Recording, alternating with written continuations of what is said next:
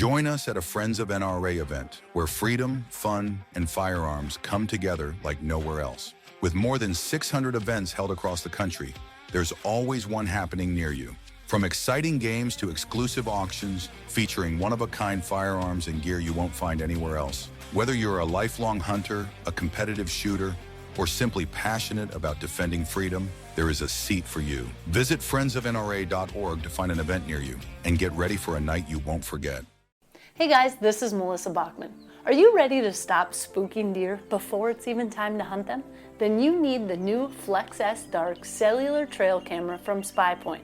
With a no-glow flash option, long-lasting solar power, and a ton of settings that can be changed anytime through the SpyPoint app, there are no more excuses for letting your deer get wise before the season even starts. So check it out for yourself and see why the SpyPoint Flex S Dark is the unstoppable and undetectable scouting tool you need for your next hunt. This episode is brought to you by Vortex Optics and Ignite Marketing Group. Check the links in the show notes.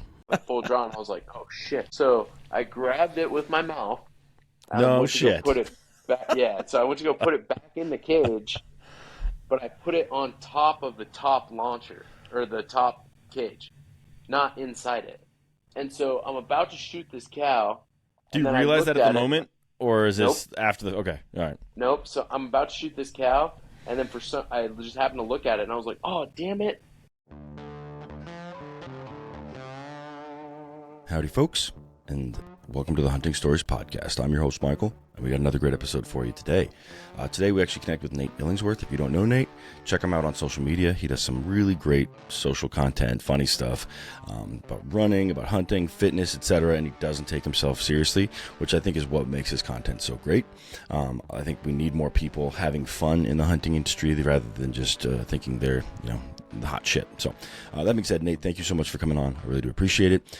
For you listeners, sorry about my voice. It's better during the actual episode. A little rough here in the intro, but thank you for tuning in. If you like what you hear when all said and done, please give us a like and a review. And of course, give Nate a follow. So let's go ahead and kick this thing off and let Nate tell you some of his stories. Thank you.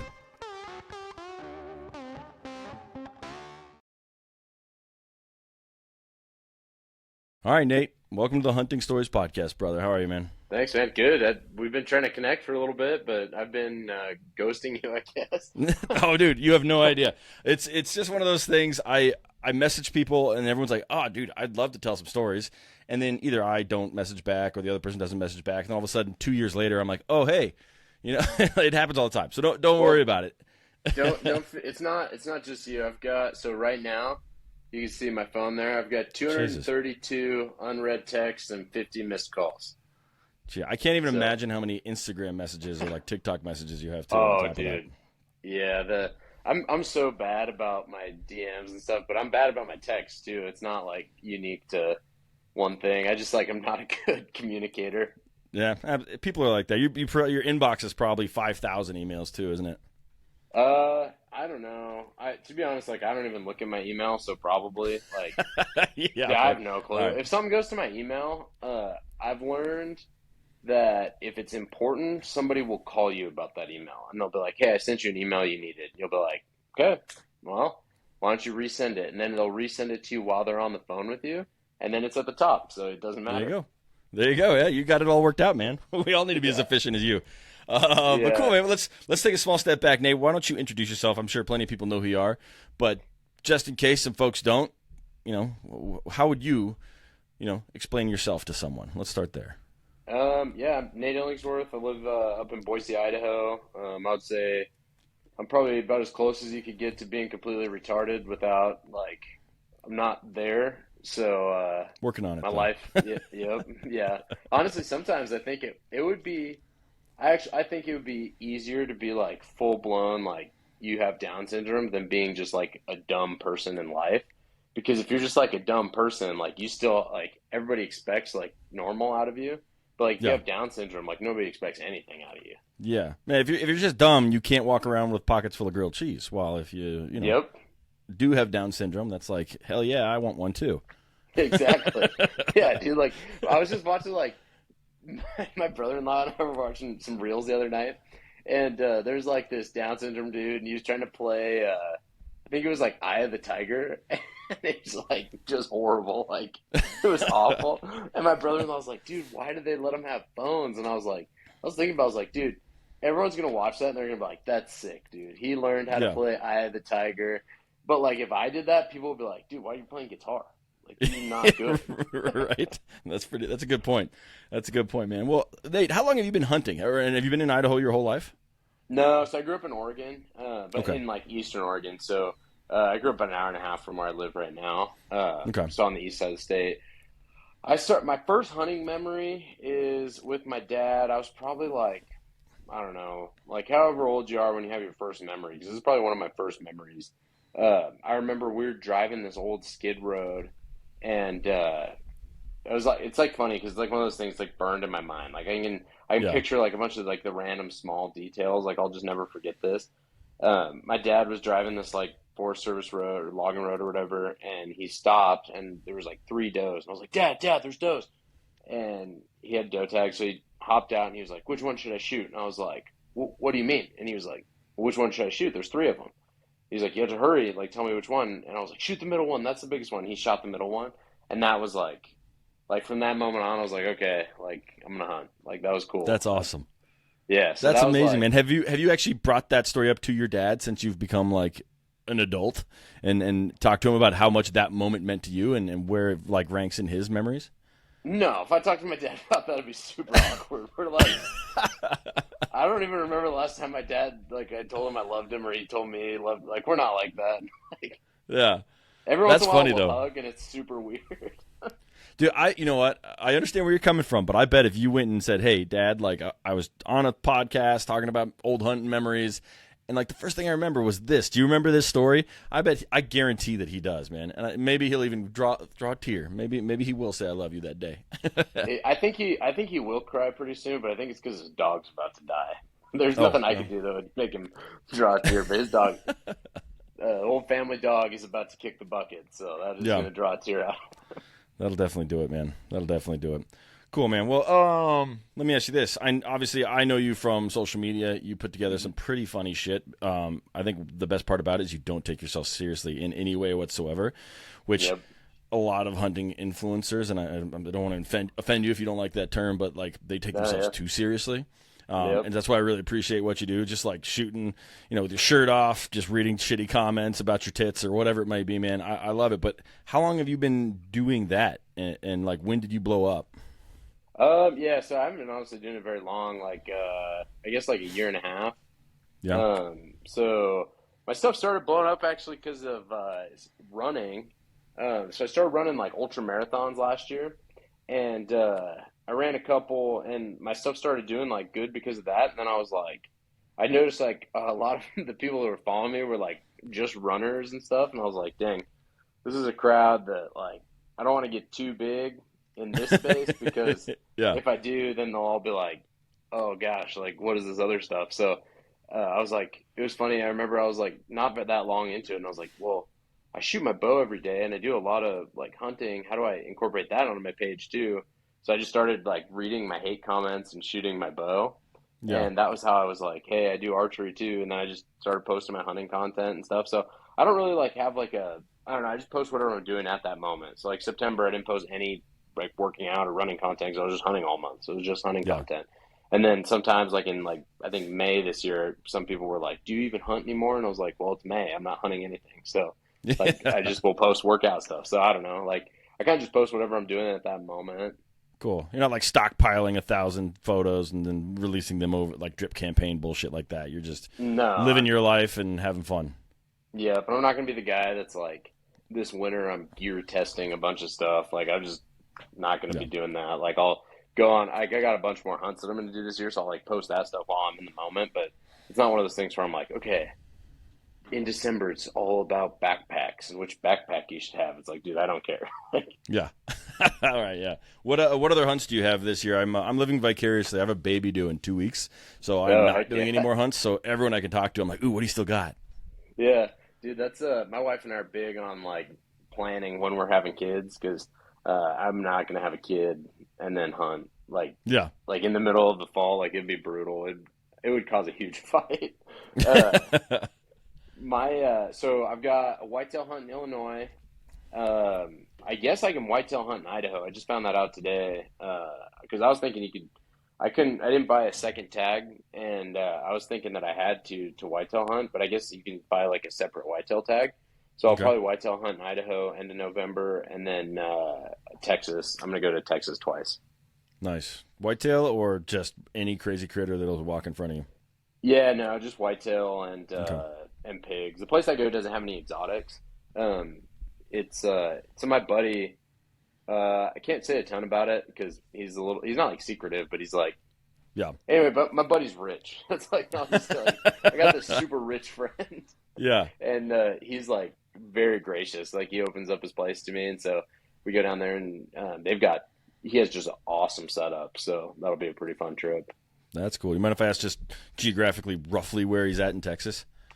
Yeah, it's really in the middle of nowhere. I'll just say hill country. Like it's like, because it's not close to any towns. Like it is so remote. Like I think the closest town would be like Kerrville, but Kerrville's like an hour and a half from it.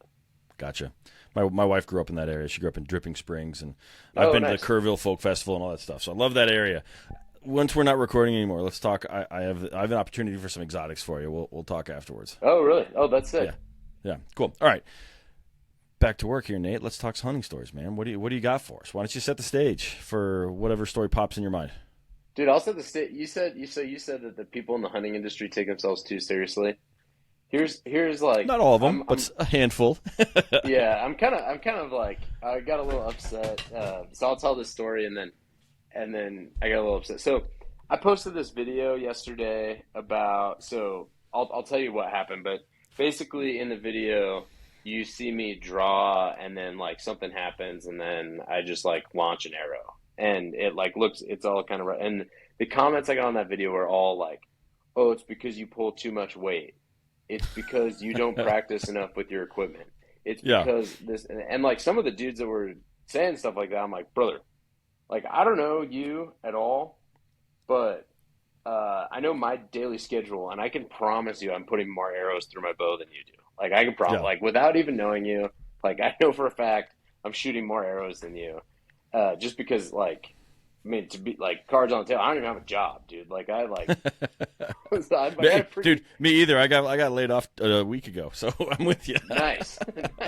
I'm pretty lucky. Like I just do, like I basically work out and shoot my bow all day. Like that's pretty much all I do. That's awesome. Yeah, I'm super fortunate. But anyway, so I posted this video, but like I try to like keep it real, and like I had some crazy stuff happen this year, and like stuff that's like totally dumb, and like I post it, and people will like be in the comments like, "Oh, it's because of this," or "It's because of this." And it's like, dude, it's because I'm dumb, but like I definitely spend time training with my equipment, and so I just think like whenever you see stuff online, like there's more to it, right? Yeah. Like, and that's why I think that stuff like this is cool, because like I can have an opportunity to get the whole story out there. But when you see just a clip of something, it cracks me up, the dudes in the comments that are like, "Oh, it's because he's pulling too much weight." And it's like, dude, what are you pulling? Freaking like 50 pounds? Like, you know what I mean? Like, so it's kind of funny. And we all make mistakes too, man. I fired a random arrow one time in my backyard, and I was like, what the hell just happened? And it was like stuck in my neighbor's fence. I was like, shit, gotta get that out of there.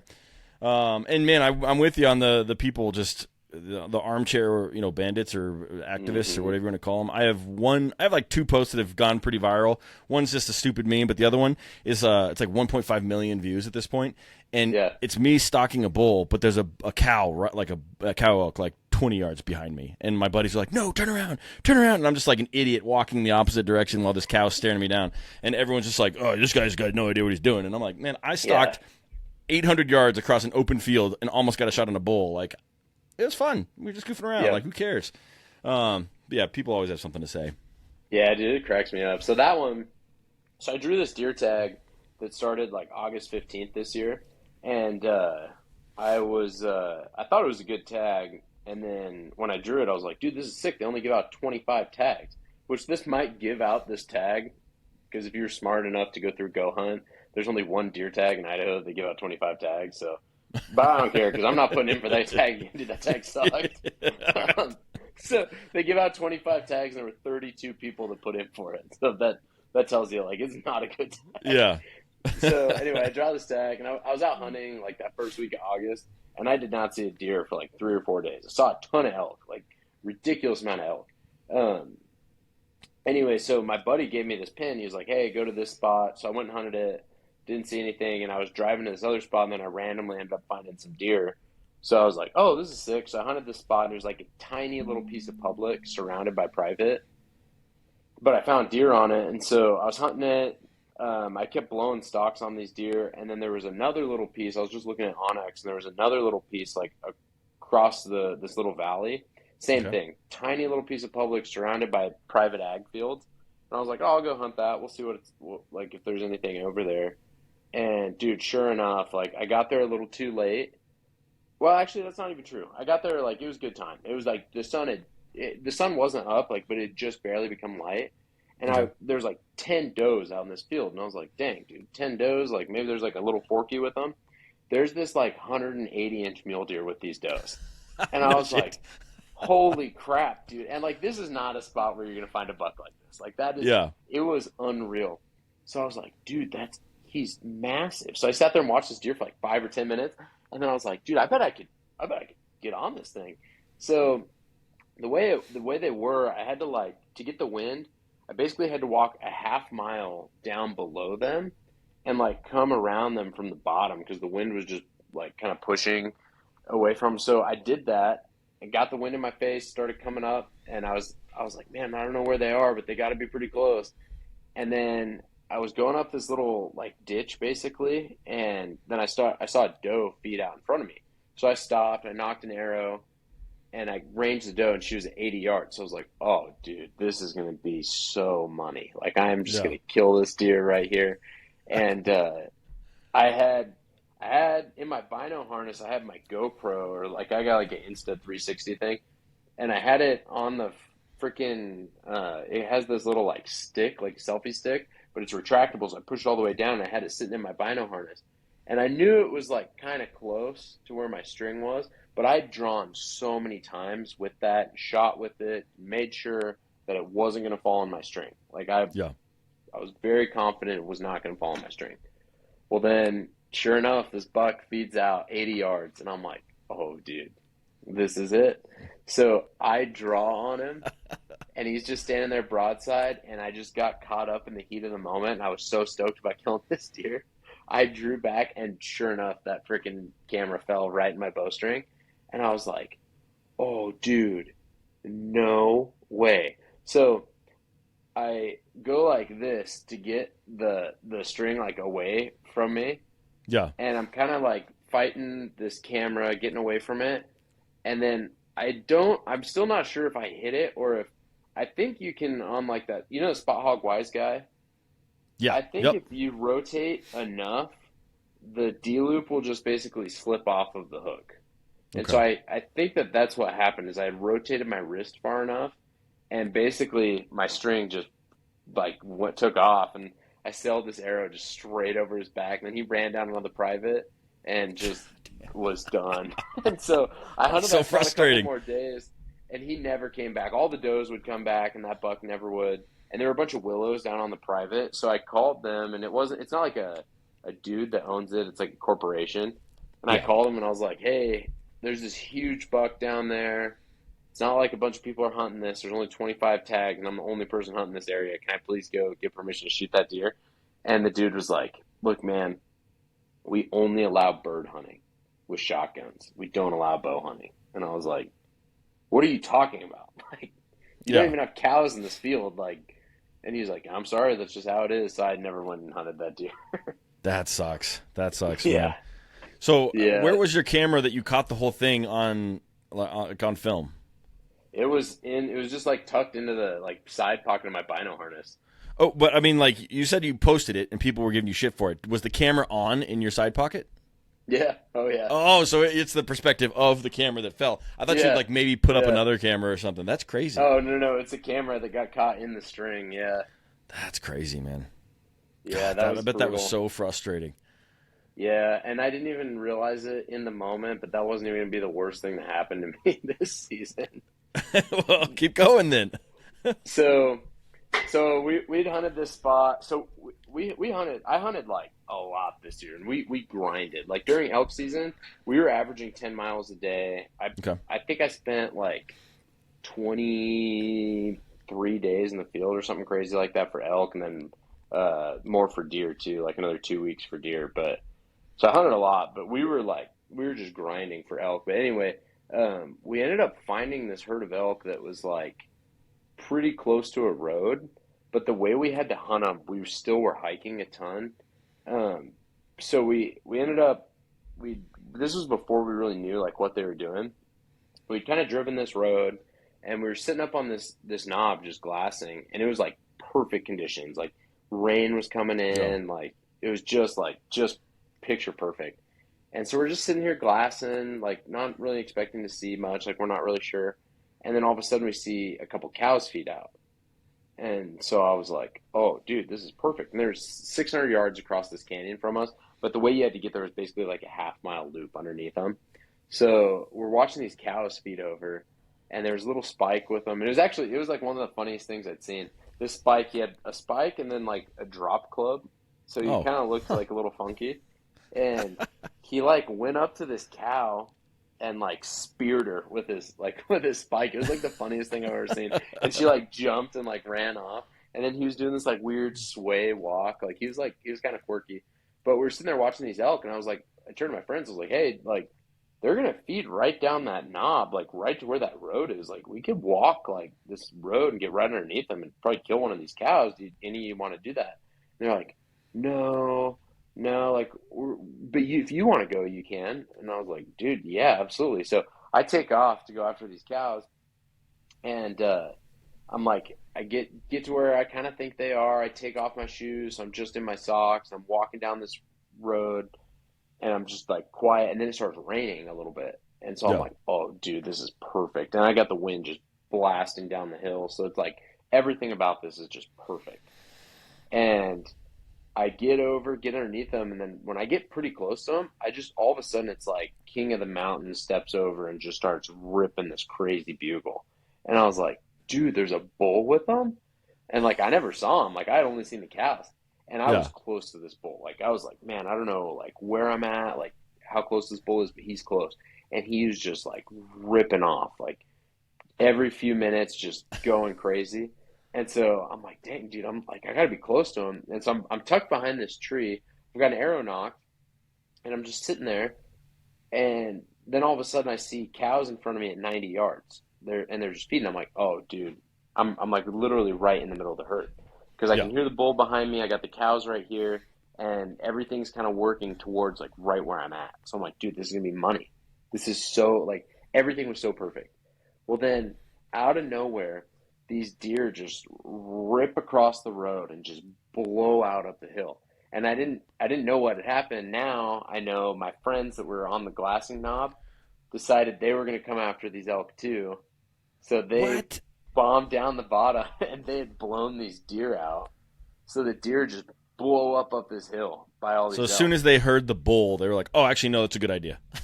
Well, they saw him. They saw him. They saw him. Like, filmed him. Okay. Yeah, he was a big bull. He was like probably a 320 bull. Like that's he was awesome. Big 6-point. I mean, it's awesome that they got eyes on him, but it sucks that like they knew you were there. Like let you have that stock. You know? It was I don't know. I think in hindsight, like I wish they probably maybe wouldn't have or would have gone a different way. But they didn't know about the deer, so it wasn't like I don't know. I'm not like super mad about it, but yeah. So these deer blast up, and I was like, okay. And then I start seeing all the cows start spooking up the hill too. So I was like, oh dang it. And so I like run out into the like basically the middle of this herd, and I'm like clear out in the open, and there's this cow just kind of staring, looking at me, and she's like 70 yards. So I range her, dial, draw back quick, and this is so dumb. I have a Hamsky Epsilon. Yeah. And you know the cage on the Hamsky? Yep. Well, I broke the bottom piece off and left the top piece on. On that pole or just previously? No, just previously, like getting it off my backpack. I'd broken off the bottom piece, so I only have the top. So it's like this. Well, when I pulled back pretty quick, and I bounced that arrow out of the cage, and it was like just sitting on my arm. So I'm like, I'm looking at this cow. I'm at full draw, and I was like, oh shit. So I grabbed it with my mouth, No went to go shit. put it back. Yeah, so I went to go put it back in the cage, but I put it on top of the top launcher or the top cage, not inside it. Yeah. And so I'm about to shoot this cow. Do and you then I realize that looked at the it. moment, or is Nope. this after the? Okay, all right. Nope. So I'm about to shoot this cow, and then I just happened to look at it, and I was like, "Oh, damn it! I put it on top." So then I'm like, I go to let down, not thinking, "Oh, don't let down. Pull that off before you let down." I let down and jam my arrow into my sight housing. So Oh my shit. my broadhead caught the bottom of my sight housing, and my Yeah. arrow's sitting there like this, flexed, and my bow was stuck at full draw. Jesus. So That I've sounds got my so damn dangerous. oh dude, yeah. So my bow's stuck at full draw. This cow was staring at me, and I was like, "Oh my gosh! Like, what do I do?" And I'm like, I just like froze. Like I'm holding this bow, my arrow is starting to flex. Like all the pressure of this like bow is on this arrow, and I was like, so I'm like freaked out. I just did the first thing that popped in my head. I threw my bow as far as I could, fully expecting it to just derail. Yeah. And I was like, I got another bow here with me. Like it'll ruin my hunt tonight, but whatever. I throw this thing as far as I can. Nothing happens. Like it just lands. way. And I was like, whoa. So now I'm like, I literally like I've never felt that hopeless in my life. I threw my hands up. I'm like, dude, what do I do? And then I look up the hill, and that bull is still just raking this tree right in front of me. And I was like, he didn't go anywhere, and he is just going to town on this tree. He could not care less that all the cows just left. He's just raking this tree. And I was like, okay, so I got a bull right here raking this tree. I got a bow over here stuck at full draw, and then all my friends are somewhere on this mountain. I have no idea where they're at. Yeah. So I like run back down, and I didn't have my shoes, so I can't cover much ground. My socks are soaked at this point. So I run down this hill, and I'm like, hey, hey. And I'm like trying to call for my friends. Nothing. I get on the CB. I'm like, is anyone close to me? No one's close to me. The bull's still just raking the tree, and I'm like, dude.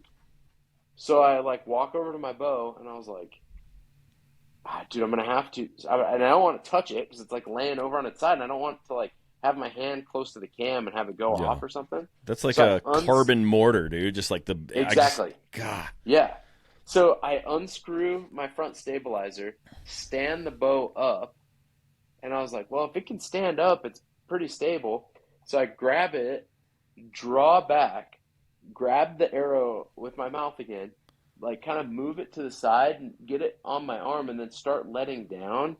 And then basically I like dry fired it about like halfway down, and my arrow kind of shot off to the side, and then it was fine. And I was like, whoa, what just happened? And my buddy heard that and thought I shot something. Yeah. So he started like kind of like making ground over towards me. And then I looked at my bow, and I was like, everything's totally fine. And that bull is still just standing right there.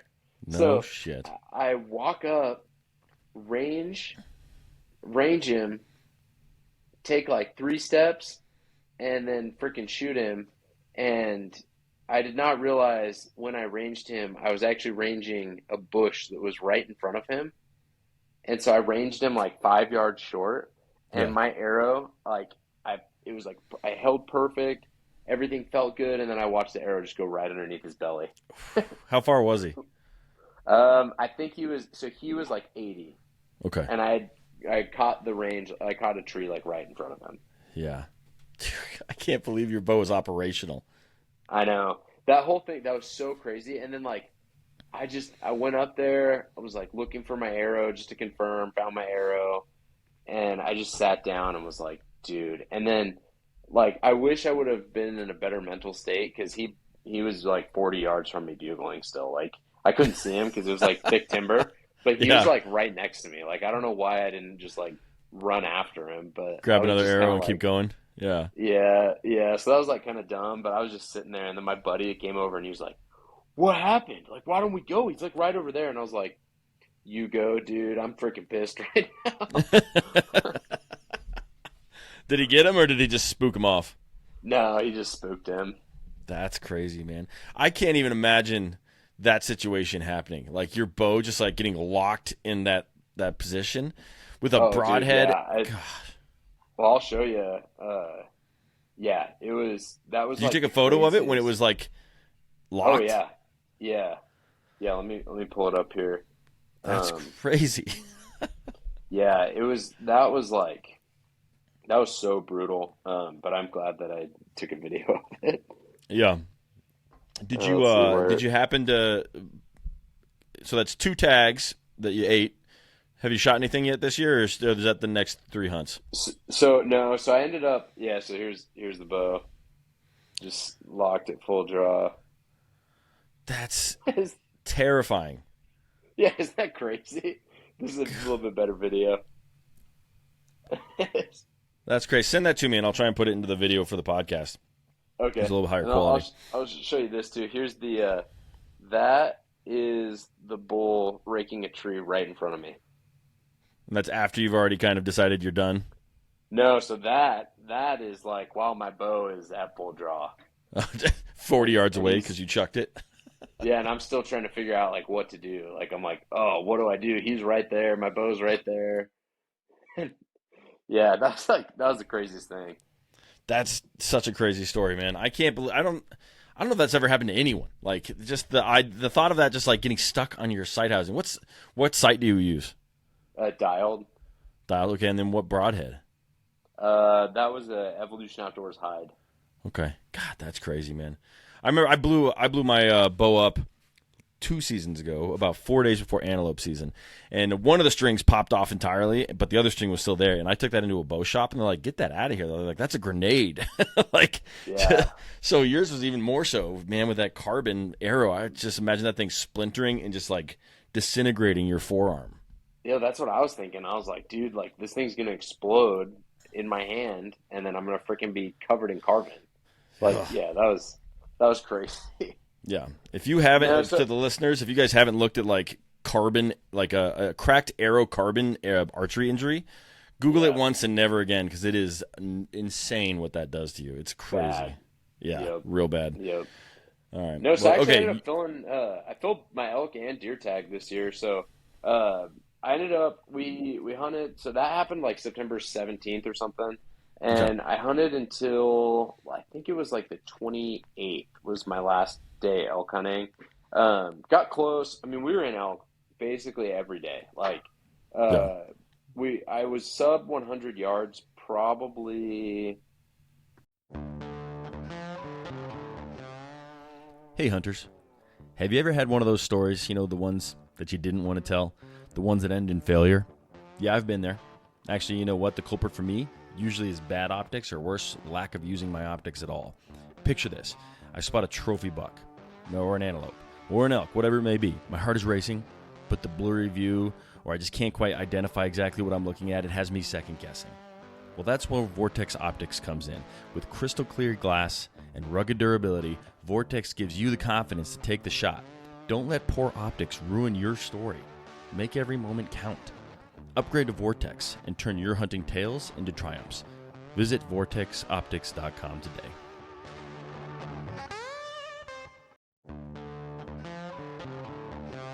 Running an outdoor business is a grind. One day you're glassing ridgelines or running dogs, the next you're tuning gear or working to keep the land wild. And somewhere in between, you're expected to fill calendars, move product, and keep your name alive. That's where the Ignite Marketing Group comes in. They work with outfitters, gear brands, and conservation groups to tell your story the way it deserves to be told, and to put it in front of the people who live for this lifestyle. Imagine a website that doesn't just sit there, but actually books hunts. Imagine campaigns that don't feel like ads, but like a buddy passing along a tip. Imagine your story reaching more hunters, anglers, and outdoor enthusiasts who get it and who want it. That's what Ignite does. No gimmicks, no flash, just real growth for people who belong in the outdoors. Don't just market, ignite it. Learn more at ignitemarketinggp.com/outdoors. 6 or 7 times this year, just couldn't get it done. I called in one bull. Like I didn't think I was calling him in. Basically, we heard this bugle in this drainage, and then my buddy was like, dude, or I was like, hey, bro, like, let's go chase that. That's only like 400 yards. Like, let's go close the distance. Yeah. And I'm not bad at calling. So that bull would bugle, and then I would kind of bugle, like just kind of like a location bugle, and then I got way closer to him, and we were like probably 200 yards from this bull. He's bugling like just on his own. I'm not doing anything, and then my buddy was like, "Okay, I gotta poop," and I was like, "What?" I was like, "Dude, Yeah. this bull is bugling right now. You don't have to poop." And my buddy was like, Yeah. "No, I have to poop." And when you got to go, So you got to go. I guess.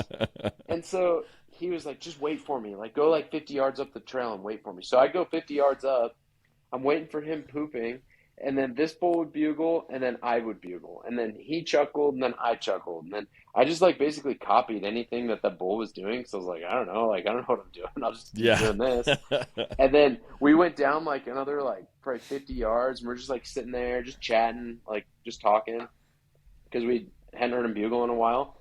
And then we stood up to keep walking, and then all of a sudden the bull's standing right there, 20 yards. And I was like, you're shitting me. Like, why did we not, like, set up? Yeah, at least knock an arrow, right? Yeah, and we didn't. Like, we had our backs, like, we were down in this little ravine, had our backs to the ravine. Like, we weren't paying attention at all. Bull walked straight in 20 yards.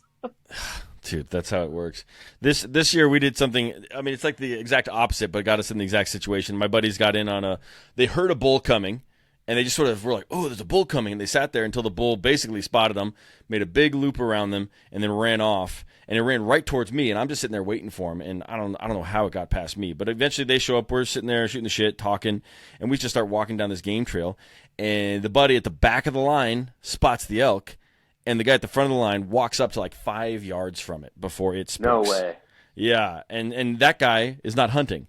Like he's got his bow because he came along and he's shooting squirrels and having a good time with us, but he's not elk hunting. And so the two of us are in the back like stop, and he just keeps walking right up to this bull, and then it just is gone. I'm like, oh.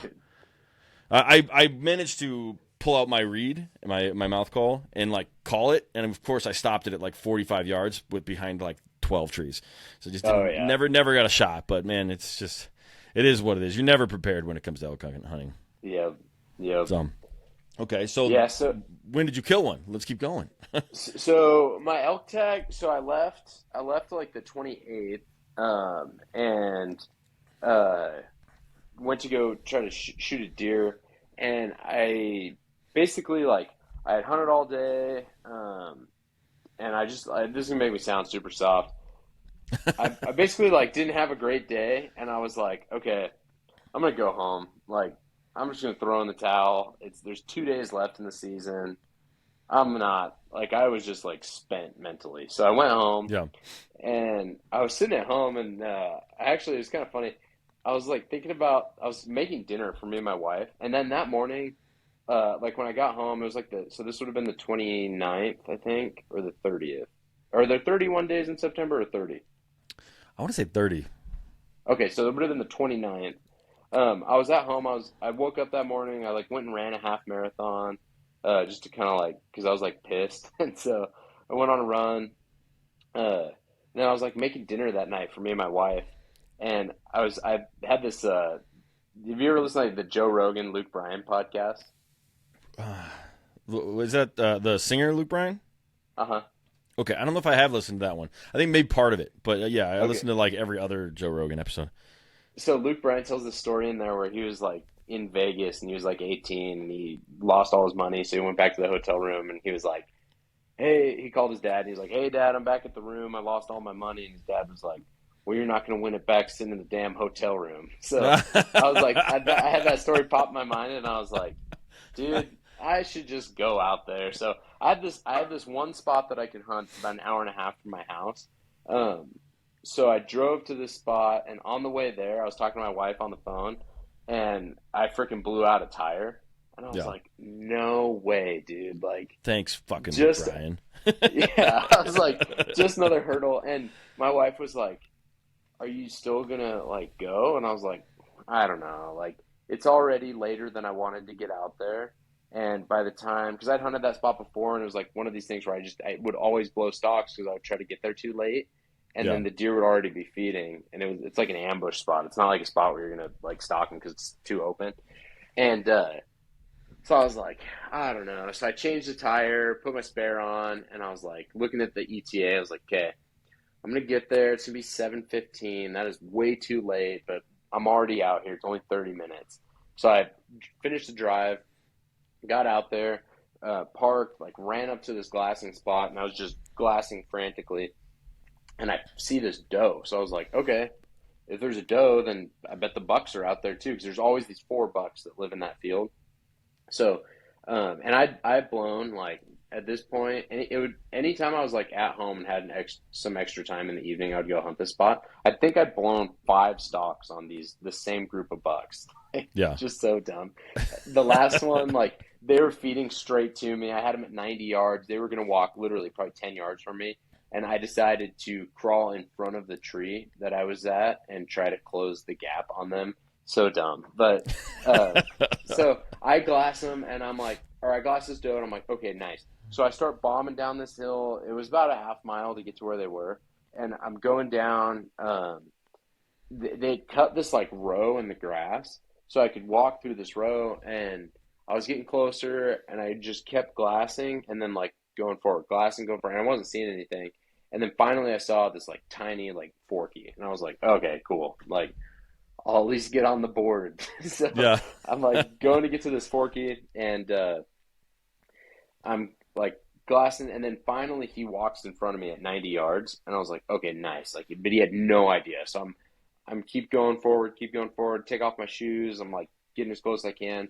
I'm at 45 yards, and then this other deer walks in front of him, and he was like a pretty wide. He was like a big forky. Like he was like wide with eye guards, and so I range him. He was 45 yards. I'm about to shoot this deer, and I was like literally about to draw, and then I turn and look, and then this other buck that he was a cool deer. He's like a 3-point, but he's got like pretty tall. I have him up here.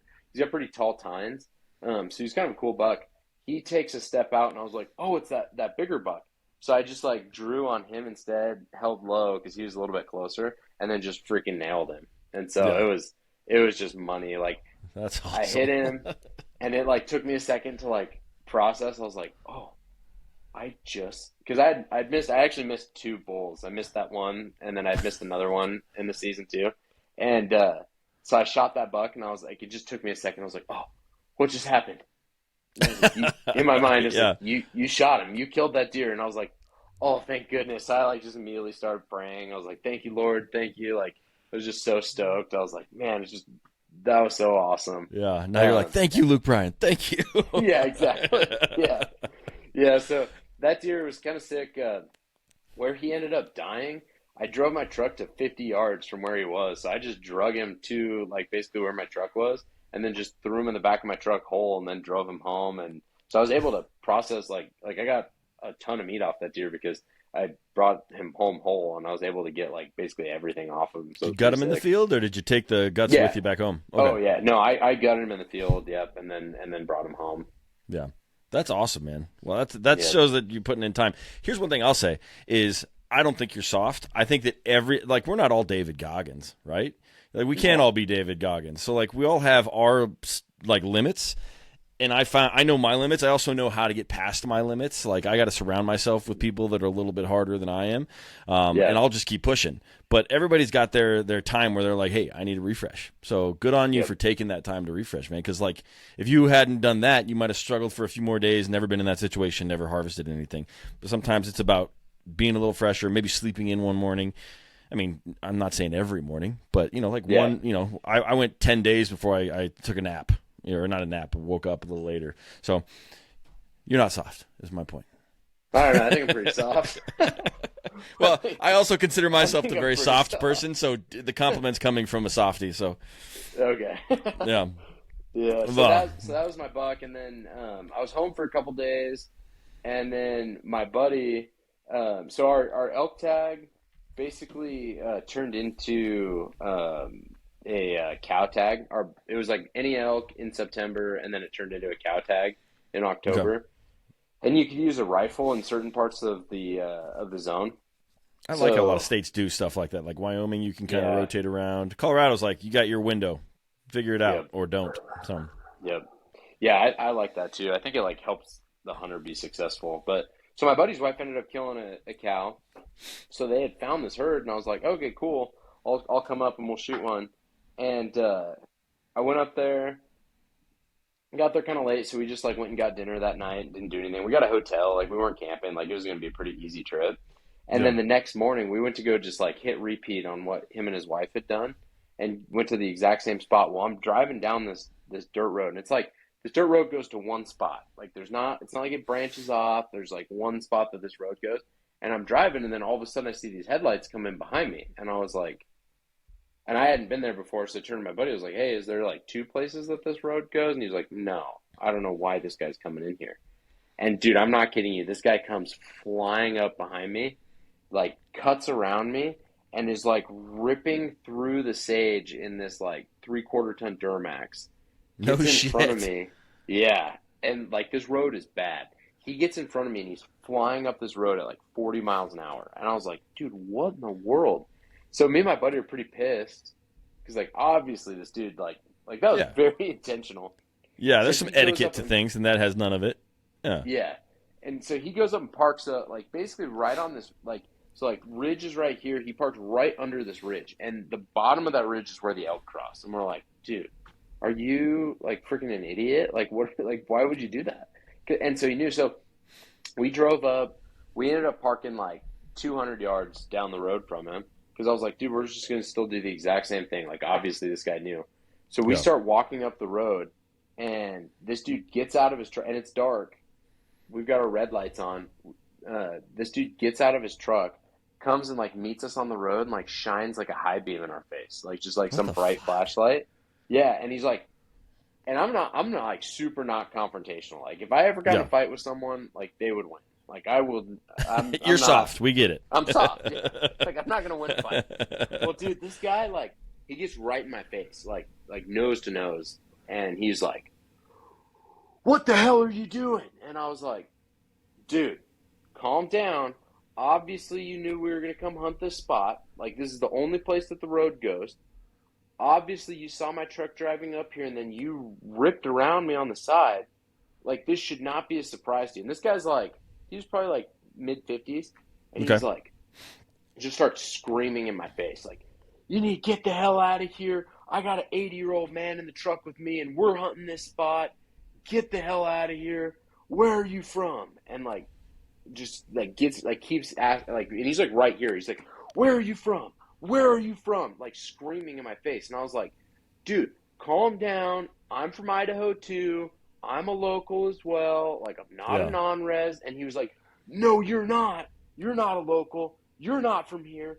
You're from Boise or something. I could tell. I could tell." And I was like, "Dude, it doesn't matter where I'm from." And at this point, I'm like, okay, I'm gonna have to fight this guy. Yeah. So I'm getting pretty aggressive with him. Like I'm like kind of chesting him up too, like because I really think I'm like, holy crap, I'm gonna get my first fight and I'm gonna lose.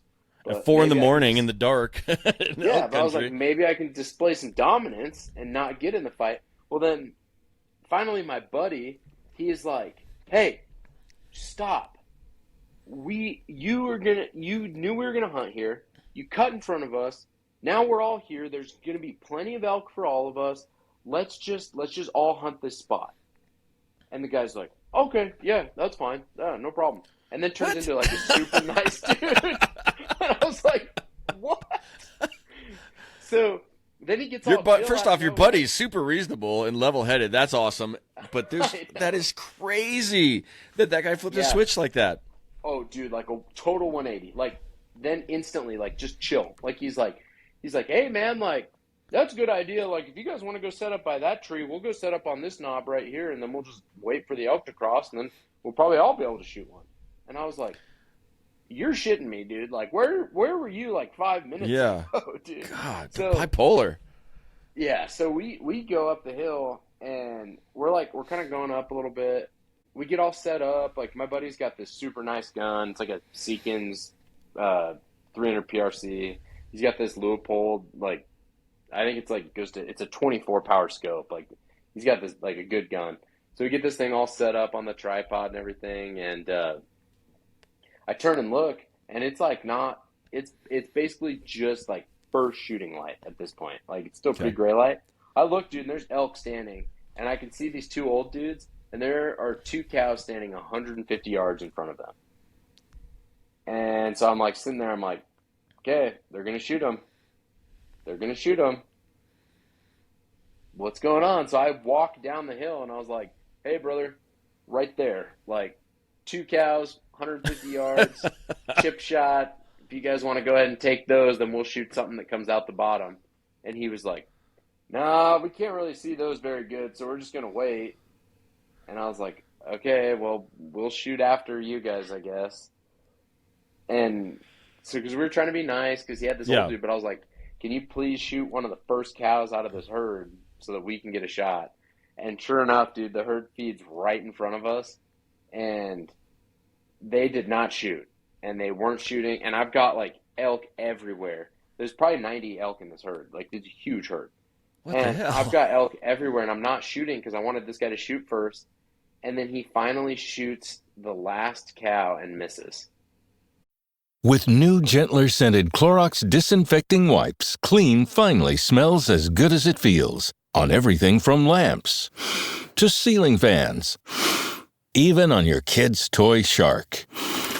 Oh, ouch. Clorox disinfecting wipes, now available in crisp lemon. Find it on Amazon. Clorox, clean feels good. This episode is brought to you by Contentful. Marketers, you know that feeling when your creative clicks? When that social post sends engagement through the roof? When your outside-of-the-box campaign hits ROI positive? When a personalized homepage turns prospects into customers? It's utter marketing bliss. Contentful helps you create tailored omni-channel experiences without working overtime. No stress, no limits, only possibilities. Get the feels at Contentful.com. You got to be kidding me, man. You've got to be kidding me. No. So the herd just freaking takes off up the hill. Like, and yeah, where it was, like, we couldn't follow them. So I was just like, dude. Due to terrain or to private public or what? I was just, because of the geographical restrictions of the tag were like it's pretty strict. But if I say a bunch about it, it'll give it away. That's fine. Like where I was hunting. So, yes, anyway, that whole thing happened, and we, like, walked up to him, and I was like, well, that was a bummer.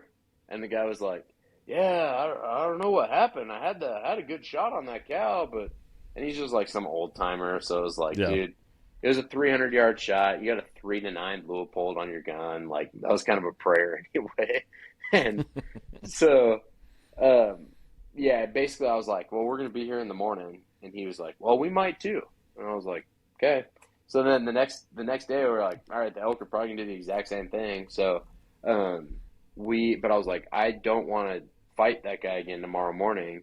So we just got up there way earlier. Yeah. And we're like basically at the top of the road, and I saw his headlights come down to the bottom of the road. And then he just turned around and drove off, and I was like, "Dude, we won."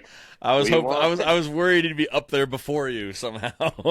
Nope. So the next day, we went in and we brought our buddy that had hunted with us a bunch during the archery season too, and he came up, and we ended up getting set up, and we thought the elk were probably gonna do the exact same thing that they'd done the previous 2 days, and then they were elk and didn't. So we started seeing them feed like way farther down, and I was like, "Dude, we've got to like just beat feet down there." So we did. We got in front of them, got everything set up, ranged everything. It was basically a 500-yard shot that we were going to get. And sure enough, they fed right where we thought they would. And my buddy shot one, and then I shot one, and it was sick. I've never shot anything like that before. I've never shot anything at 500 yards, but that was so sick. Like, just being set up behind that gun, and like I shot this cow, and it was so cool. It was like I had the scope on 24 power. So it was like at 500 yards, I could basically only see that elk. And it was so cool to like watch that bullet hit it. And then she just like turned around, she ran 20 yards, bedded down, and then died. And it was sick. That's crazy. Yeah, I've it's funny. I'm an opportunist hunter. I'll hunt archery, rifle, whatever. I just want to try and be successful. I've never killed anything with a rifle. Really? Yeah. Last year I killed like 5 animals with my bow, but like for whatever That's it is, sick. man, I can't seem to put it together in a. Well, actually, that's not true. I killed one animal with a 270, and it was a turkey. Okay. Really? Yeah. I was in Texas, and I was like, well, like I was axis deer hunting, and the guy said, hey, if a turkey comes by, it's turkey season, go for it. And so I brought everything I could bring, but I brought my bow, but also the property's like maybe 100 yards across, but like 2 miles wide. And so I was like, well, if axis deer is 3 miles or a mile that way, I just got to shoot it because it's going to be onto someone else's property immediately. So I was like, I'll bring my bow, I'll bring my gun, I'll bring everything. So I'm trying hard with my bow. Nothing's happening. And like I literally walk the property. I'm about to leave. I'm about to go to the elk shape camp in Texas is what I'm about to do. It was actually literally a week before I had the idea to start this podcast. But I get back to I call in a couple and they all spook off, and I've got my bow, and I also can't mouth call for turkey, so I'm like slate calling with my bow and my rifle, and I just look like an idiot walking around like I just got left at garage sale. But I get back to my blind, which is like in the one field in this property, and I'm like, all right, I'm gonna leave. I'm gonna go. I gotta get to this camp. I paid money to get to this thing, so let's do it. But you gotta leave one. You gotta do one last call. So it just goes off, and I'm like, oh shit! So I jump into the blind, throw everything down, and the turkey pops up, and I see him. I do another call, and he comes in, and he's at like maybe 25 yards, and I pull back with my bow, and I'm looking at him, and at the time, I'm a newer hunter. Like I've only been doing this for like 10 years, so. And I don't have a mentor. I'm just making mistakes. But I'm like looking through some light grass, and I'm like, oh, that grass will probably move my arrow. Now I know. Like now I'm like, oh, why didn't I take that shot? But I'm like, no, there's no way my arrow will get through those 7 blades of grass. Like I can't. It's not ethical. I can't take this shot. So I pop my bow down, pick up my 270, and I'm like, it's legal. Fuck it, let's do it. So I pull it up. The bird's gone. Shit. Drop it down. He pops up, and now he's moving from like 25 yards. I just see him pop up about 50 yards away, and I pull the rifle up, and I'm, it's a 3x9 scope, but he's 50 yards, right? So, and then times 9, I can't find anything. I'm just like staring at a bunch more grass, my worst enemy. So eventually I'm like, all right, pull down, back to 3, pull it up, and I'm like, is there going to be anything left? And I'm like, I guess it doesn't matter. And I just boom. And blast this bird, and I hit him nice and high, and I'll tell you what, it jacked up his back, like the opposite wing, but other than that, all the meat was totally fine. I hit him high enough, I got both breasts, I got both thighs, basically all the stuff I really would have kept anyways, and he didn't go 1 yard. I don't know if you shot many turkeys, but they flop around. This one did not. So that's I recommend the 270 awesome. For a turkey hunt. Yeah, it's a good turkey gun. Yeah, absolutely, man. But yeah, that's the only thing I've ever killed with a rifle. I want to. I actually, over the last couple of years, have put together a really nice rifle. I got a Christensen Ridgeline FFT with like a badass Vortex scope on it. The Razor HD that goes to 24. It's like 9x24 or 5x24 or whatever. But man, I've never had a chance to point it at anything. I don't know why. I just suck at rifle hunting. I think like I'll always like archery hunt first because it's hard for me to get that excited about killing stuff with guns. But next year I will do like way more gun hunting too. Like I'll still archery hunt the whole month of September. Like that'll be like archery elk will be like my top priority. But I'll also have a rifle elk tag, and then I'll probably rifle deer hunt. Yeah, that's cool. I don't know what I'm gonna do next year. I'm hoping to get up to Idaho to do some black bear hunting. We'll talk about that too. When we're off air, because I got a guy up there. But other than that, we'll probably over the counter Colorado, maybe a rifle hunt because in Colorado I found a way to make it so I can basically do over the counter cow rifle, over the counter archery bull. So that's probably what I'll end up doing next year. Nothing too crazy, but also I'll have a 1-year-old, so I won't have too many days in the woods next year. I'll have a 1-year-old, a 7-year-old, and a 4-year-old. So, dang, there you go. Yeah, cool. All right, man. Hey, man, this was fun. Do you have any more stories you want to tell? Because I'll listen all night, but I know that I booked a certain amount of time, and I want to be respectful of that. So, if you got any more you want to tell? I was just trying to. Oh yeah, I'll tell you. Well, trying to think. I don't know. I could go on all night, but I don't know. It was probably good. Like my season of how retarded I was this year. I love it. Hopefully, It's kind of amazing that hopefully all it's those over. stories came from one season, man. I know. Yeah, I did. I missed another bowl too. Actually, I'll tell that one. I was like, I probably shouldn't. This one makes me sound bad. I don't care. Like, dude, I don't care. I was desperate. So we spooked these cows. Like they were kind of headed down to water, and we blew these cows out. And I was like, oh, dang it, dude, because we blew out so many elk this year. Like just walking bedding areas, like an ungodly amount of elk. and so we blew these cows out, and then it kind of became comical. And I was like, dang it, dude, we were like 40 yards from those cows. And then I was like, oh, the bull didn't leave. And he was at like 70 yards. So I sprint, like, no, I'm not kidding you. I sprinted like straight at this bull. And because I had the wind, and I was like, dude, I'm going to try to play it aggressive and get close to this thing. And I did. And I made up 20 yards. So I was 50 yards from this elk. And he walked behind this. There's two trees like this, and he was standing in between them. So there's like branches, but it wasn't crazy thick because they were both dead trees. So I was like, 50 yards, tons of branches. It's like, dude, I got a prayer. And so I drew back. I drew back, and I was like, it was so funny because it was like slow motion.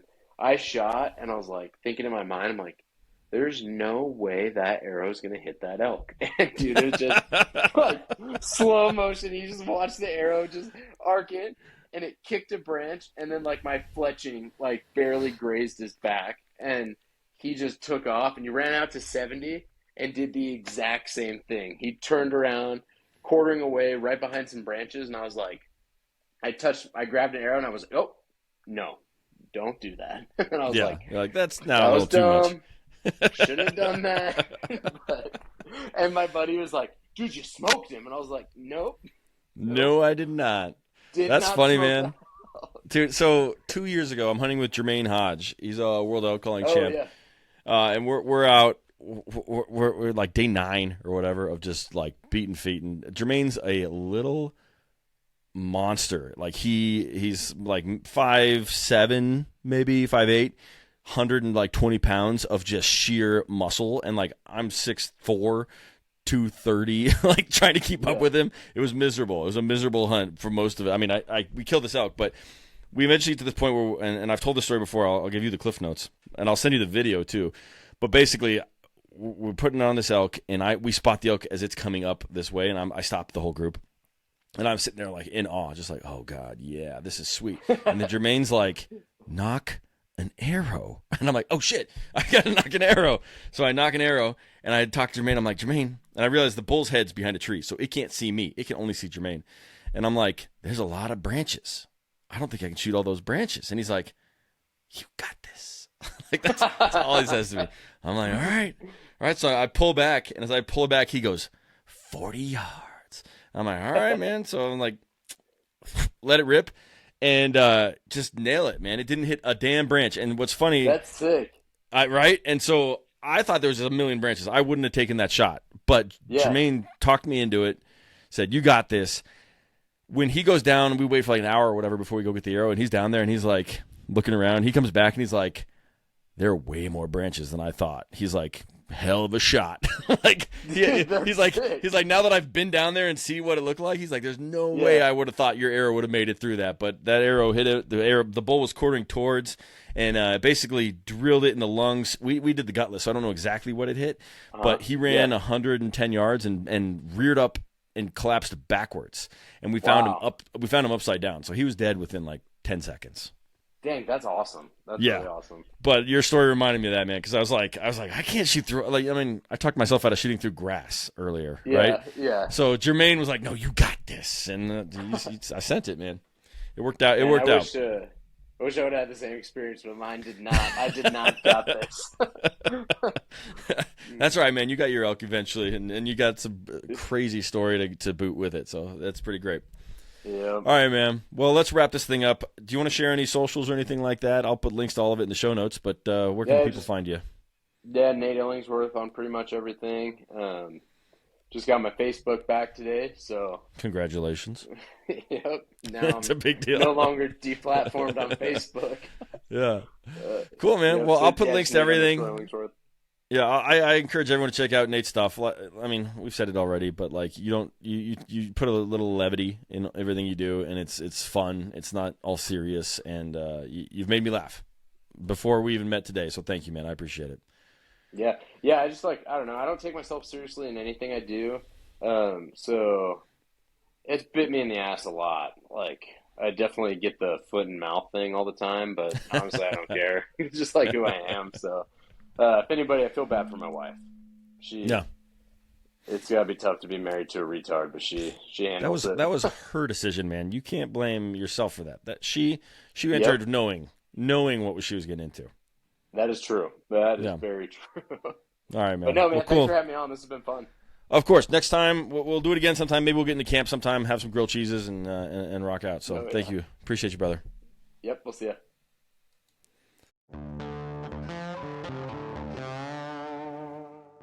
All right, guys, that's it. Another couple stories in the books. Again, I want to thank Nate for coming on the podcast. It's always nice when someone can tell about their failures and just laugh about it. It's not always about success. Sometimes it's about just learning your lesson and having a great time. And I think Nate's episode really did capture that. So thank you, Nate, man. I really do appreciate it. Hopefully we'll have you back on again here in the future. For you listeners, guys, thank you. I really do appreciate you guys keep tuning in, keep getting love messages, and I appreciate that. Please, if you have any feedback, let me know. I would love to hear how I could possibly be better, because I'm not perfect. I'm just winging this pretty much every week. But beyond that, if you could, please give it.